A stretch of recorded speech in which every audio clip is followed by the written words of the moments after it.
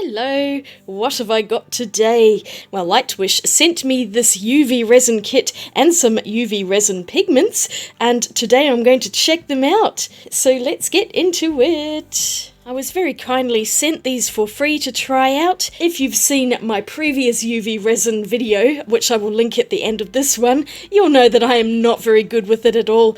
In fact, that whole video was kind of a disaster, so I'm really hoping I'm going to be able to make some things today that aren't a total mess. I'll show you a couple of things that I made in that previous video because I've still got them here. Probably my most successful one is this little monstera leaf that I put glitter and things into, and I use this as a coaster on the edge of my desk here. I'll just move it into place. My rather dusty desk, but I've just got it sitting here as a little coaster for my water, so that works out quite well. The actual coasters I tried to make don't actually work as coasters, especially that one.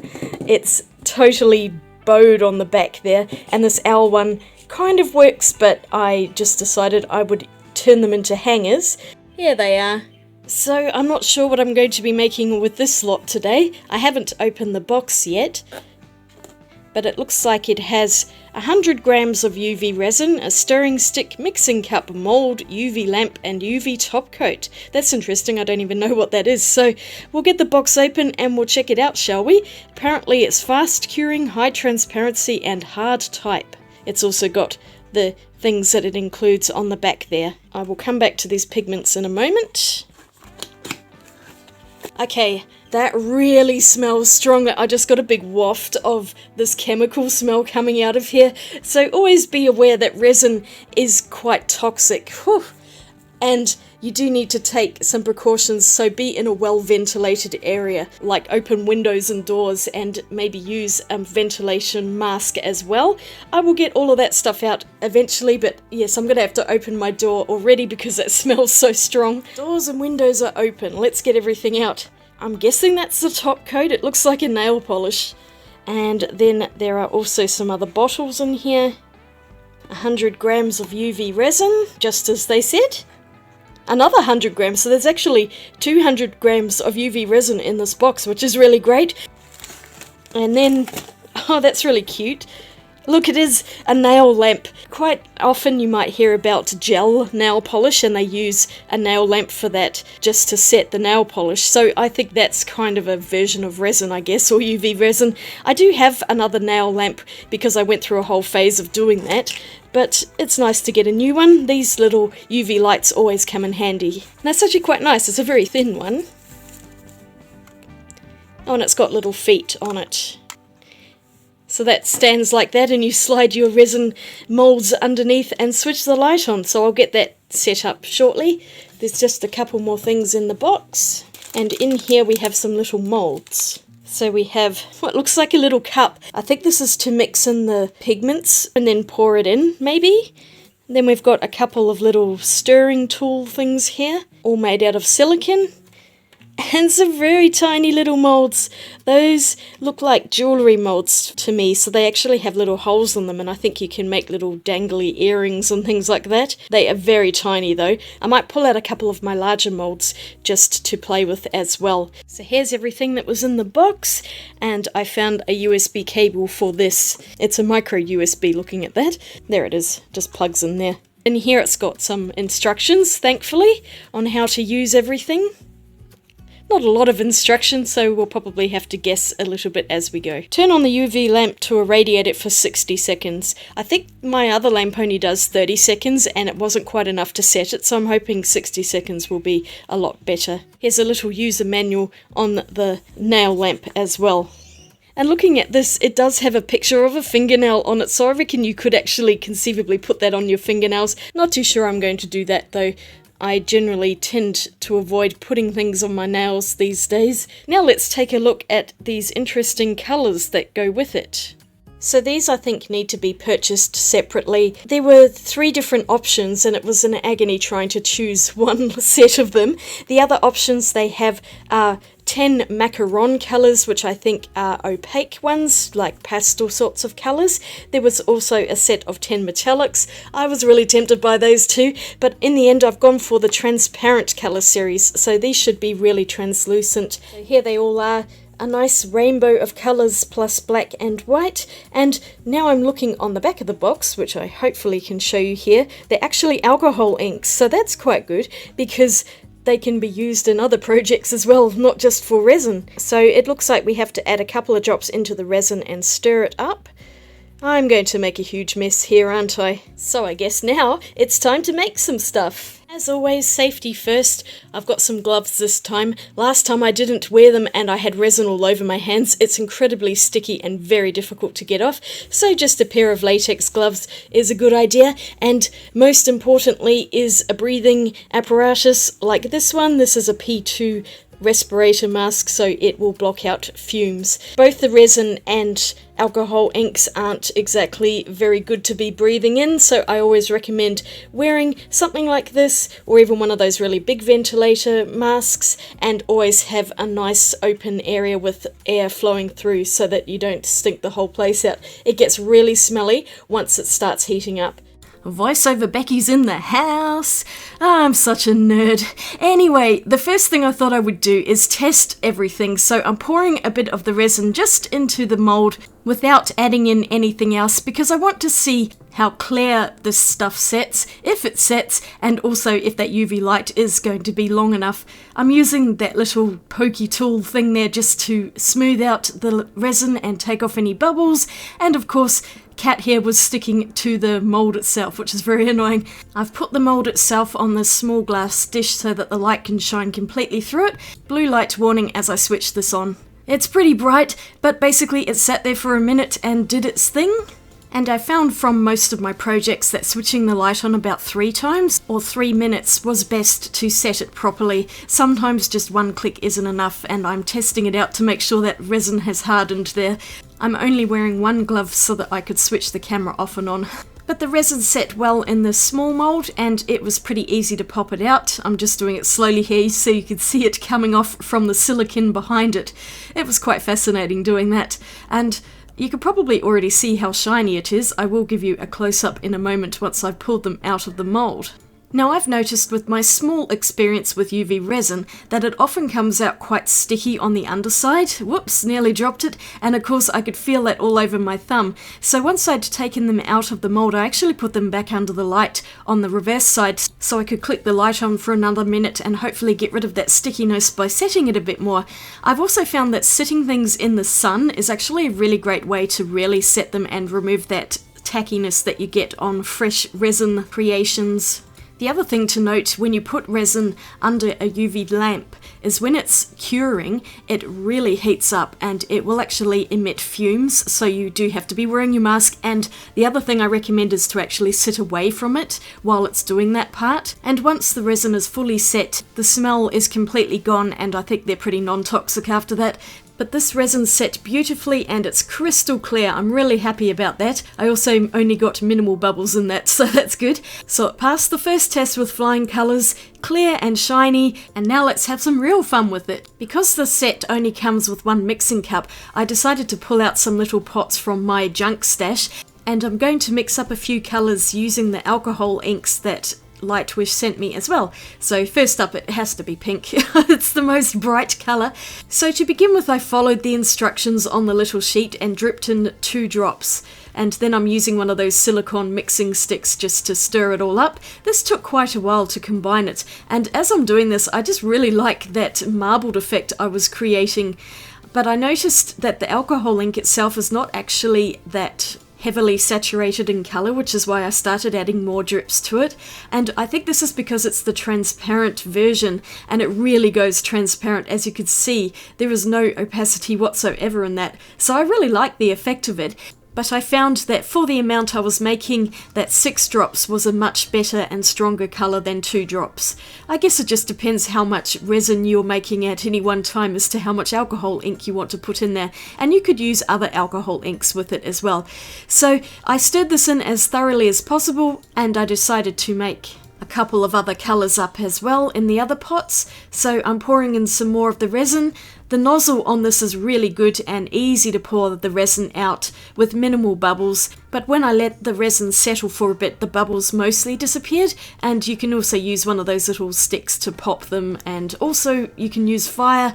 I might try that later, we shall see. But for now, I'm dripping in some of the purple. This is a darker colour, but I did find that it was also incredibly transparent, and I wanted my colours to be quite vibrant, so I did use more than the instructions.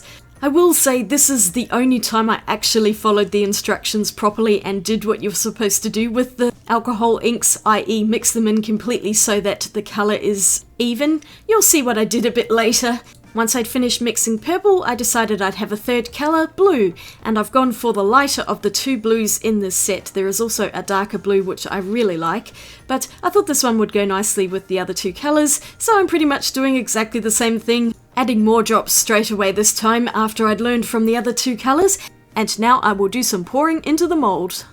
I tried a couple of different techniques using different moulds here. Some of them I poured in one colour which I then set before adding other colours, and then in a couple of the other moulds I actually just poured all three colours together just to see how they would combine, and also if there is a difference between setting colours individually but multiple times in the same mould, or just pouring everything in together and just setting it one time. Obviously, the more resin you have, the longer it takes to set, and also when you start adding colours in, this does affect the transparency of the resin, and UV light then takes longer to penetrate fully through the resin to set it. I hope that makes sense. So basically, the more stuff you add in resin, the longer it takes to set. That's an easier way to put it. Okay, I'm speeding this up a bit because it's going to take all day otherwise, and because this mould is small, it did take me time to pour everything in. So you can see some of them I'm adding in the colours while the pink is still wet. The teardrop ones I actually cured first before I poured in any other colours to it, just to get that difference and see if the colours merge together or if they stay separate. It is quite a viscous liquid, so I did find you could pour colours together without them completely combining. It was an interesting experiment, and I like how pretty the colours look together. So after curing this lot, I'm then going to pour in some more on top of the ones that are unfinished, and just see if it makes a difference curing them a couple of times. And if you see the pink pot at the top there, I had that near the light when it was on, and so it actually cured in the pot itself. That's so funny. So I guess I won't be using that for anything else. I also completely forgot to use the silicone pouring pot that actually came in the set, but I did find a use for it later in the video. Oh my gosh, this took me so long to do. So once I had cured everything under the UV light a few times, now it's time to pop them out and see how they worked with the two different techniques I tried. So this first one I really like, and this is where I just poured in all of the resin colours together and let them merge naturally. I think that actually turned out the best. And then weirdly enough, these ones which I cured each colour individually, they kind of merged more than I expected. And I didn't like the outcome as much as the ones where all of the colours go in together like a lava lamp. You might also notice a few extra pieces of resin on this one. That's because it overflowed slightly, and so I had a bit of runoff on those ones. I guess I could use a little knife or something just to slice them off. Be very careful not to cut yourself. But here they all are, like pretty gems. I really like how clear this resin sets, and also the alcohol inks being transparent just look really nice in the resin itself.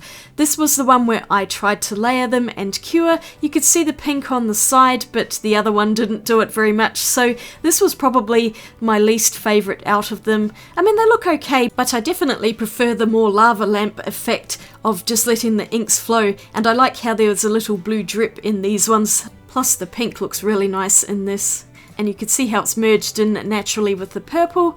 This pair I also think I tried to set the colours individually, and once again I don't think they look as good as the other ones.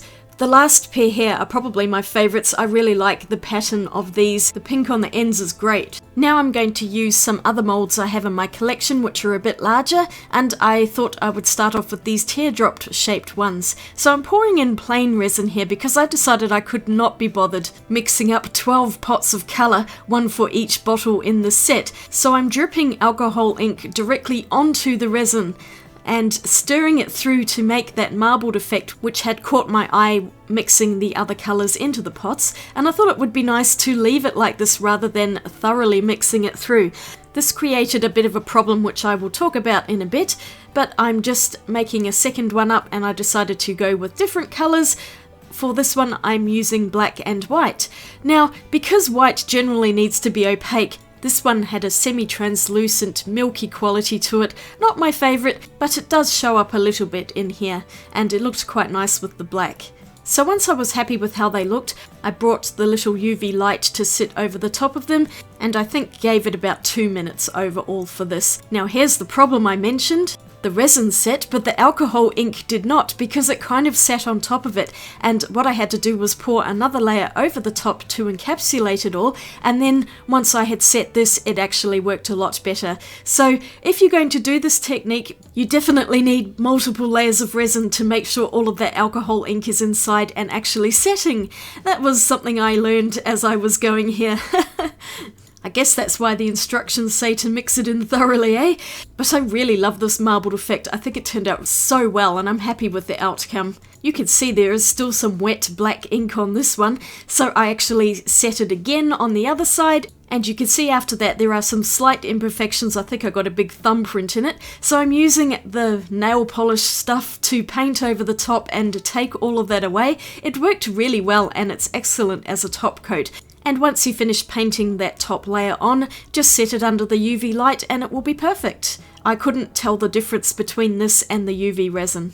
I think this will come in handy for all sorts of things. And here they are once they were finally done, super clear, super pretty, and I decided to make a few more with some of the other colours because I wanted to use every single colour in the set, since Lightwish did send them to me for free and I better test them all. I'm not sponsored, by the way, so all of these opinions are my own from my personal experience with them. It was around this point that inspiration struck me and I had this really good idea as to what I was going to do with all of these little creations, putting them all together into one larger thing, which we will see in a little while.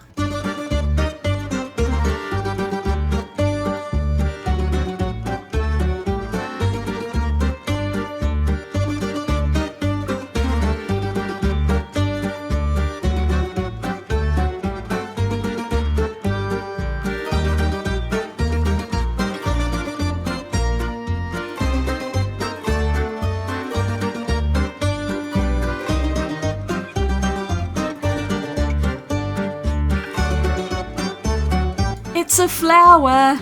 I actually really like how this turned out, and all of the colours in the alcohol ink set look really good together. But wait, there's more, because this resin coaster and I have some unfinished business. In my previous video, I had attempted to make coasters and none of them had worked, so I'm trying again. I've learned a bit from my mistakes this time, so everything went a lot more smoothly. The first thing I did was pour in a very thin layer of resin so it's covering the bottom of the mould. You can see there's some air bubbles in there. I eventually got rid of those, just using one of those silicone sticks to pop the bubbles. Here I go. The next part is a little tricky, putting the other solid resin into the liquid resin. What happens here is that air bubbles will get trapped underneath, and so what I figured out very quickly this time is to actually pour a little bit of resin onto the back of the solid pieces and then lay that into the liquid resin so that it joins together without having any air bubbles. This worked like a charm and I was able to get all of these in without horrid air bubbles hiding underneath that are unnoticeable until the whole thing is set and then they're trapped there forever. I'm very happy I've actually learned something useful in my resin experiments. So making mistakes is the best way to learn, and now I will remember for future projects to always do this. Put the resin on first and then lay it into the other resin. This was quite a fiddly job and you can see the pieces are moving around quite a lot. I did have to rearrange them a few times to get them into place. I like the silicone tools that were provided in the box. They were really useful and I used them for just about every project, I think. Especially that pointy one, that was really great for popping bubbles and general precision. So once I'd fiddled about with all of these petals, I was able to fit them just into the coaster, which I'm really happy about. And then rather than curing it at this point, I just poured in a whole load more resin to fully encase the petals. There was so much liquid resin in here, and you could see there's a lot of bubbles, which I did try to manually pop, but in the end I got brave and used a flamethrower thing here. It's so dangerous. Just wave it across really quickly.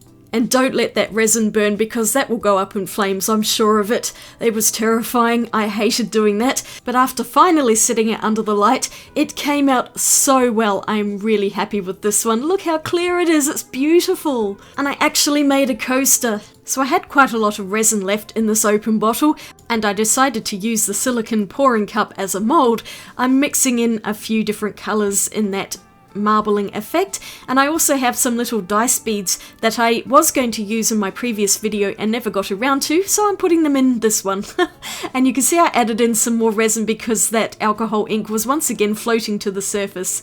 I chucked them in and poured resin over the top of them all to make sure everything was fully encased. And you could see how the ink just kind of moves around inside, which I thought was really fun, and I like that effect.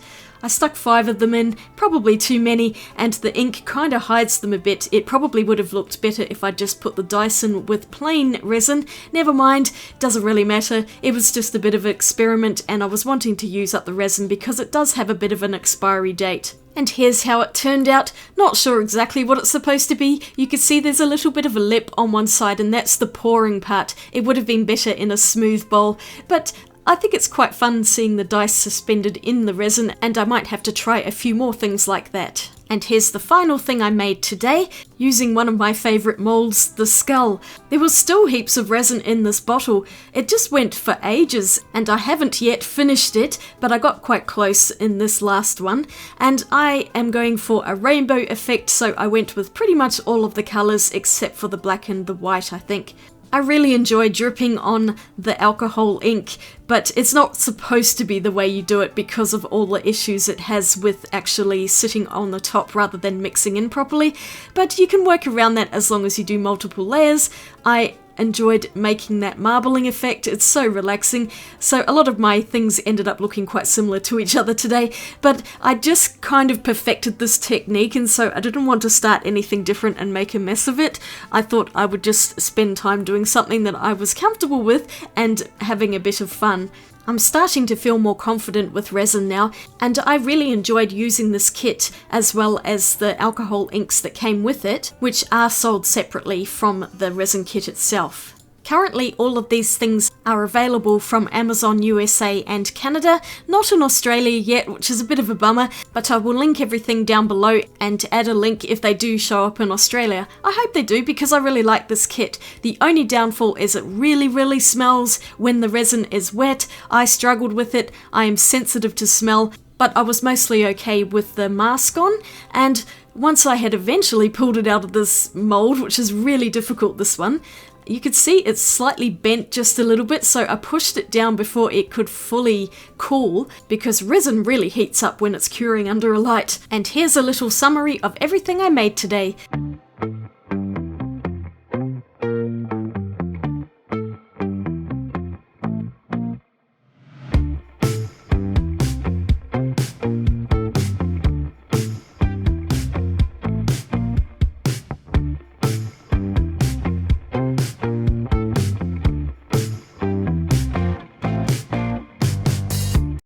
So overall, I'm happy with the quality of the kit. As I said, the resin smells really strongly. There are a few other brands of resin which don't have as strong a smell, but I'm pretty sure all of them are toxic, so I treat them all that way. Aside from the smell, it worked really well. The quality of it is excellent. It's really crystal clear, and it set pretty easily. This little lamp was really good, although I did find I had to use it a few times to set some of these larger ones, so maybe about 3 minutes rather than just 1 minute. And I have almost used up one full bottle of resin. There's maybe just a tiny bit here. It just kept on going, but I almost got through it. This one I have not yet opened, and I'll do that in a future time, but I figured I'd try and get through one of them. A little went actually a surprisingly long way. These coasters take quite a lot of resin, and I also made the individual pieces to put inside the coaster.